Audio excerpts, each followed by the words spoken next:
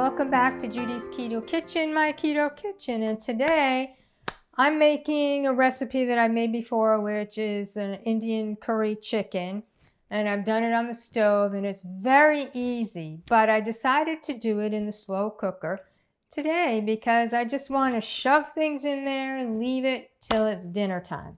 I have a little more chicken than the recipe calls for, so some of my ingredients are going to be more than what the recipe is. I'm going to tell you what the recipe says. So we'd have maybe 2 chicken breasts, and you're going to cut them into chunks. So this is how I do it. I just cut it, and the size of the chunks doesn't matter. You don't even have to do that, but I am doing it. It'll take a little less time to cook.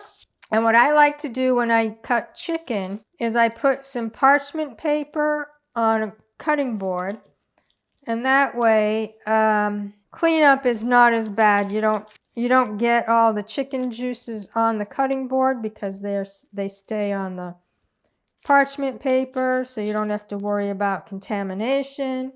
And some of my pieces are not even. Some are bigger than others, and that's fine.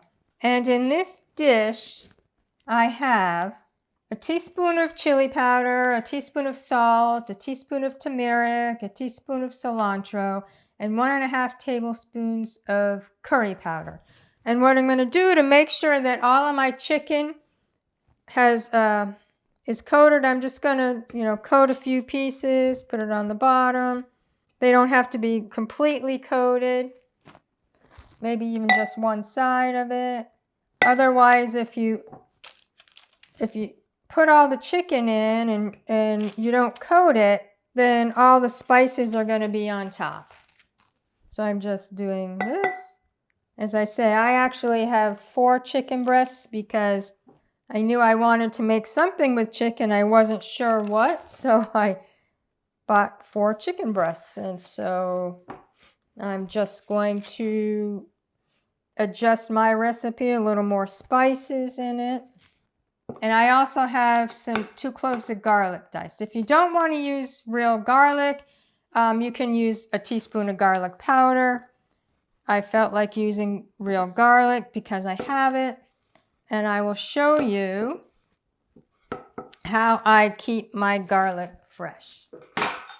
I take a jar, I peel the garlic, I cover it with vodka, then I put it in my pantry and it stays fresh. So I always have fresh garlic. That is an amazing tip. And because on my original recipe, I don't have chicken broth, but because this is a slow cooker, I want a little bit of chicken broth. And to that, I added 2 tablespoons of tomato paste. So this is chicken broth, 1/2 cup of chicken broth, and 2 tablespoons of tomato paste. And you make sure the tomato paste goes into the liquid. So you just pour all that on. So now I'm going to cook this on, I'm going to cook it on high. So on high it would be, on high is like 3 to 4 hours. Low is 4 to 6 hours. So I'm going to put this on high. And my slow cookers are very fast. So it will probably cook in 3 hours. I will check it in 3 hours because my slow cookers are fast. It's going to depend on how hot or cold or warm your cookers are. So this is going to go 3 to 4 hours. When it's done, I'll take it out and I add a can of coconut milk, and then I'll just heat it up till it's heated. You don't have to cook the coconut milk. And shameless plug, this is my Precision PSMF cookbook. As I've mentioned before, I'm doing very strict PSMF right now because we went on vacation. My clothes were a little tight, so I have to do strict Precision PSMF for a while. And even after 1 week, my clothes fit so much better. So I'll continue for a couple of weeks and my clothes will be very loose. And what I found out yesterday is I feel so much better when I'm very strict eating the way I should be, which is PSMF for 3 days, mostly carnivore the last 4 days, and I just feel so much better. Not that I wasn't clean keto before, but sometimes you eat too many treats and you just don't feel well. So, Precision PSMF cookbook.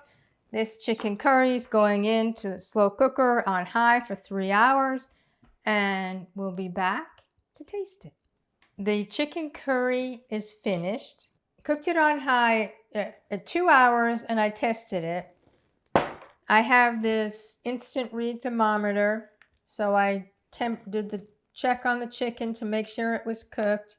It was pretty much cooked. Most of them were cooked. Some of them were almost cooked. So I added the coconut milk and then turned it down to low for a half hour. And this is what we get. This chicken, oh my goodness. Now the pieces, you can cut the pieces in smaller pieces. I had bigger pieces and I have cut them here so that I can taste it for you without having this huge piece in my mouth dripping all over the place. You can also shred it. If you shred it and then have the juice over it, you can use cauliflower rice with this. You could any kind of vegetable. We're pretty much carnivore. No, not 100% because yes, we have onion in here and coconut cream because we're coconut milk. If you wanted it a little thicker, you could use coconut cream, but we're dairy free, so I could not use heavy cream. So this is it. Oh, I have been craving chicken curry. That is so good. And it's so easy to make. I'll also put a link to my original recipe where I did not make it in a crock pot or a slow cooker. And that's still very easy and doesn't take much time. But this, plop everything in the slow cooker, wait a few hours, pour the coconut milk in just before you want to eat it. Indian chicken curry in a slow cooker. It's delicious. Try it.